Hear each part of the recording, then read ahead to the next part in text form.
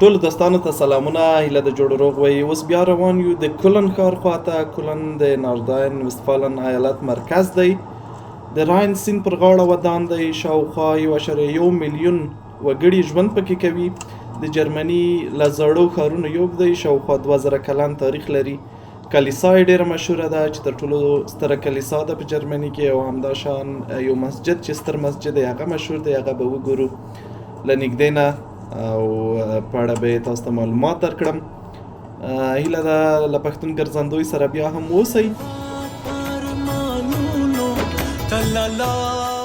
په دې ښار کې همداشان د جرمني تر ټولو ستر پوهنتون هم شته چې بنسټ یې په 1488 کال کې ایښودل شوی دی، او د جرمني له سترو او ډېرو زړو پوهنتونونو څخه یو دی.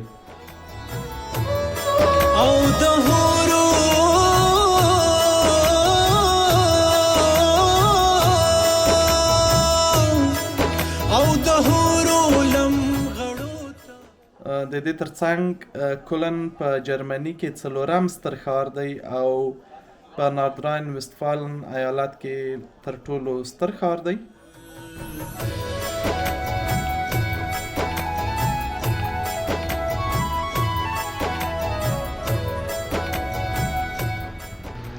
راغلی یم کولن ښار ته، او په کولن کې د مسلمانانو تر ټولو ستر مسجد ته راغلی یم.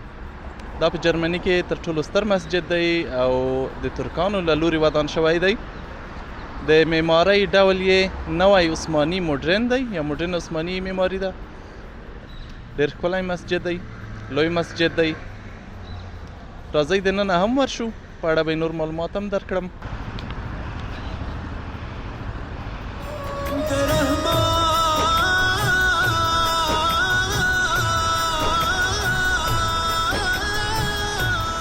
تر ټولو ستر مسجد چې په کولن کې واقع دی، او د کولن مرکزي مسجد ورته وایي. دا اصلا لومړی یو دینی مرکز دی، په فکر مې وي د دیني وسایلو دکانونه هم پکې دي، او بیا یوه برخه یې مسجد هم دی، ستر ځای دی.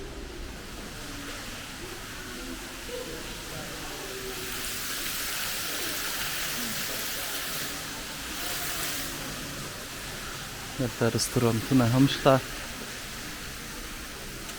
او فکر کوم د ترکیه کوم اسلامي بانک هم دی، پیټې بانک. دا مسجد او دا مرکز ټول د ترکانو اړوند دي. په دې سیمه کې ترکان ډېر اوسېږي، له همدې کبله مسجد هم دوی رغولی دی، او لګښت هم دوی ورکړی.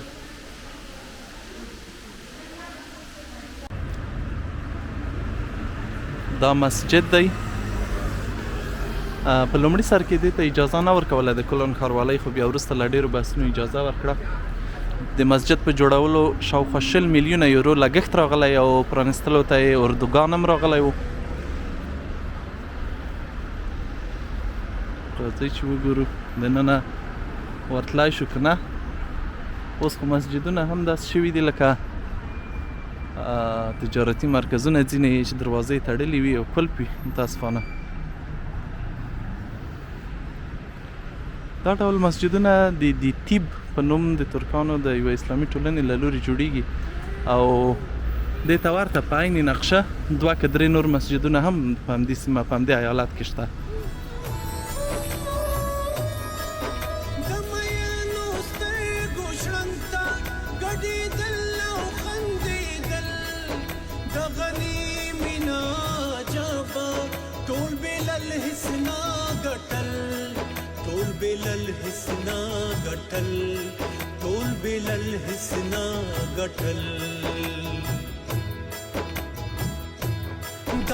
ډېر ښکلی رغېدلی مهندسي جوړښت، هر څه یې ډېر ښکلي. د څنګونو ته یې د مېرمنو برخه ده، او مخامخ منځ یې بیا د نارینه‌وو ده. اوس خو ډېر لمونځ کوونکي نشته، او ممکن د جمعې ورځو کې به دلته کسان ډېر وي. په غټو کمرو د فلم اخیستلو اجازه هم نه ورکوي، یوازې په موبایل باندې عکس اخلي. اخیستلی شئ، ویډیو کولی شئ. کول یو خمار کې ډوبول الله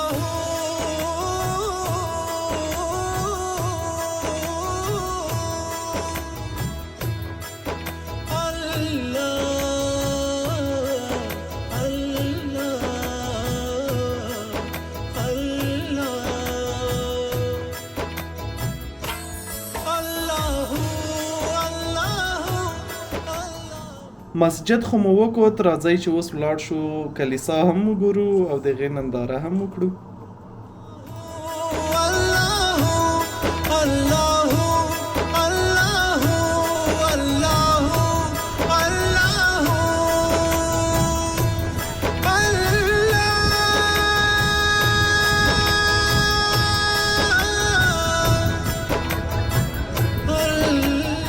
د کلن د مشهور کلیسا ترڅنګ یم. دا ستره کلیسا سلګونه کاله تاریخ لري او د نړۍ تر ټولو لوړه د 2 برجونو لرونکې کلیسا ده. دا د کلن د کاتدرال په نوم هم یادیږي او د عیسویانو یا د عیسوي علماو مرکز هم بلل کیږي. دا رومي کاتولیک کلیسا ده. هر کال ورڅخه شاوخوا 20,000 کسان لیدنه کوي او لوړوالی یې 150 متره دی. په 1298 کې کار پیل شوی و او په 1380 کال کې بیا په نوې بڼه ورغېده او تر اوسه هم په ځینو برخو کې کار کیږي ځکه چې په نړیواله جګړه کې ځینې برخې ورانې شوې وې.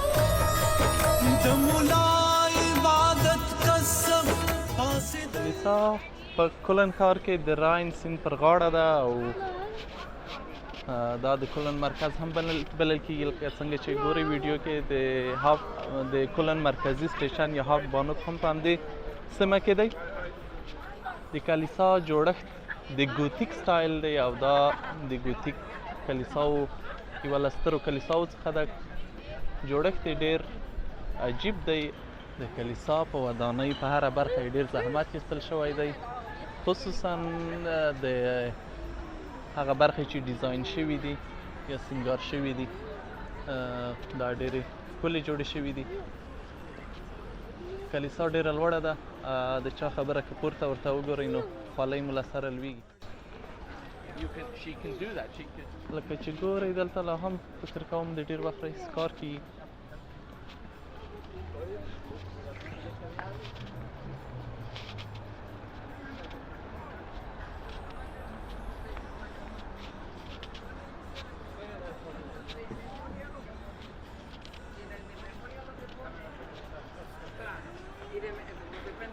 که جزئیاتو ته ځیر شئ نو په دې کې ډېر څه موندلی شئ.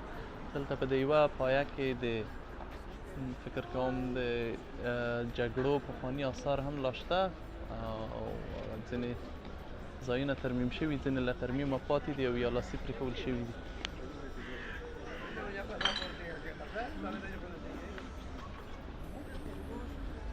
مهندسي او ډیزاین یې ډېر عجیب دی، په زړه پورې دی او رښتیا هم ډېر زحمت پرې ایستل شوی. په 2مه نړیواله جګړه کې په دې کلیسا باندې 7 بمونه وغورځول شول چې ډېره برخه یې ونړېده، خو بیا هم د بیا رغونې کار یې پیل شو او په 1956 کې کار ختم شو او له هغه راهیسې په دې ډول چې دا وینئ. د جزئیاتو ته پام وکړئ، ډېر عجیب او رښتیا هم ډېر فکر غواړي، کار غواړي.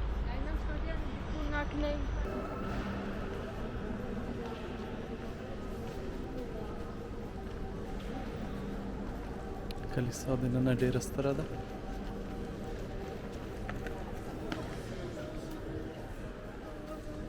ستروالی تاسو هم ګورئ او عموما د کلیساو د ښیښو جوړښت ډېر په زړه پورې دی.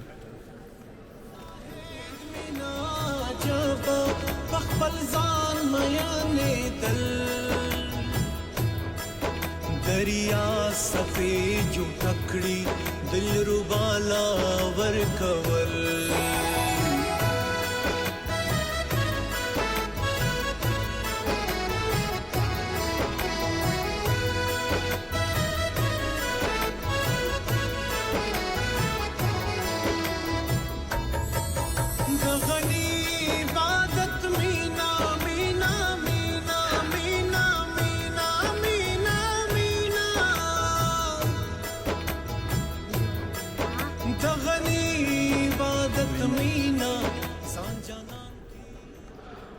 اوس هم په ځینو برخو کې عبادت روان دی.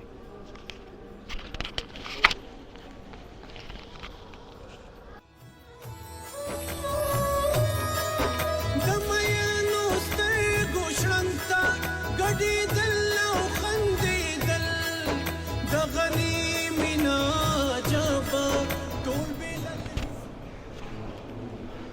دا د کلیسا موډل دی. حسنا ګټل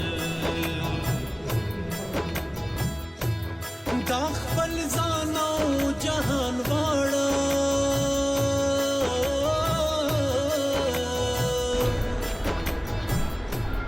د دې کلیسا تر څنګ ځینې موزیمونه هم شته. که د موزیمونو د ورتګ شوقیان وئ نو د کلیسا د لیدلو تر څنګ موزیمونو ته هم تللی شئ.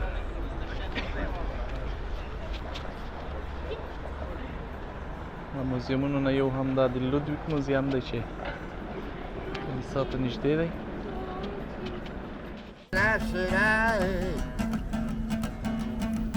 Perché me innamorerai?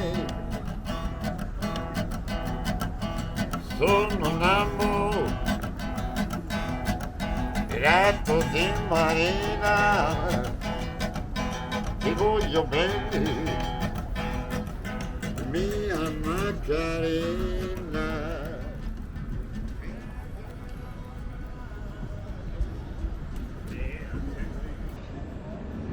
د کولن ښار تر څنګ د راین سیند پر سر د هوهنسولن پل چې 409 متره اوږد دی، 30 متره پلنوالی لري او د ښکلا تر څنګ د دغو قلفونو له کبله هم ډېر مشهور دی.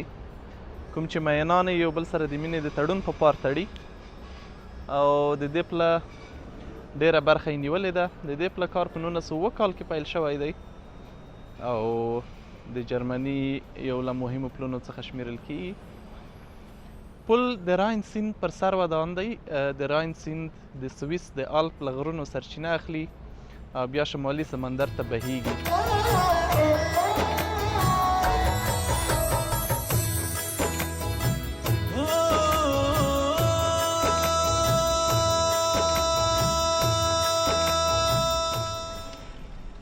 قلفونو کې نو هر ډول قلفونه لیدلی شئ او چې څو مو سترګې کار کوي تر هغه ځایه شته. بېلې بېلې نیټې، بېل بېل یادګارونه، بېل بېل نومونه. خو څه فکر کوئ چې له دې تړونونو به څومره لا پر ځای پاته وي؟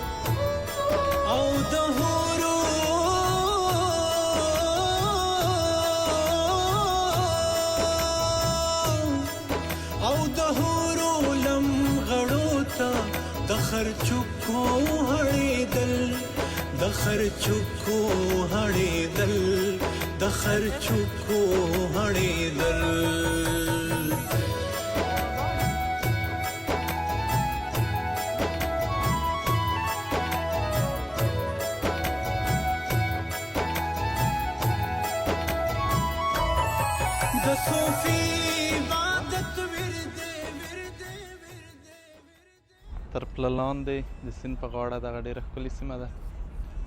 که غواړئ دلته ویې غوښتل مو مازدیګری پکې وګرځئ، ساعت مو تېرېږي. زموږ تاسو وطنداران دې ډول پلونو ته د عاشقانو پلونه یا د معیشت پلونه وي. نو دلته میلې وي کله ناکله.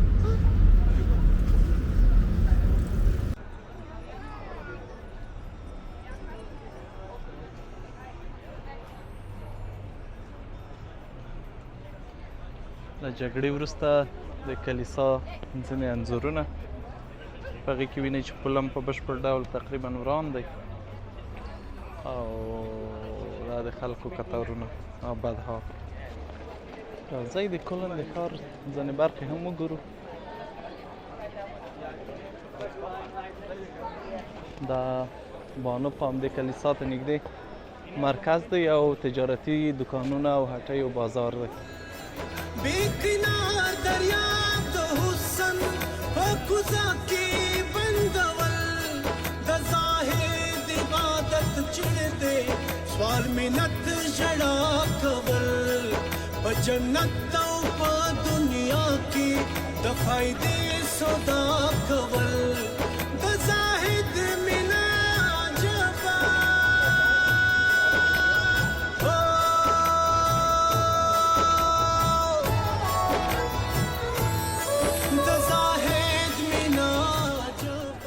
دا د کلن مرکزی کوڅه ده چې شاوخوا پکې تجارتي هټۍ او دکانونه دي. که د کلیسا کتل وزګار شوئ کولی شئ دلته هم راشئ وګرځئ او څه مو په کار وي واخلئ او یا همداسې چکر پکې ووهئ. رحیم دنونا ربی دلو یریدل ربی دلو یریدل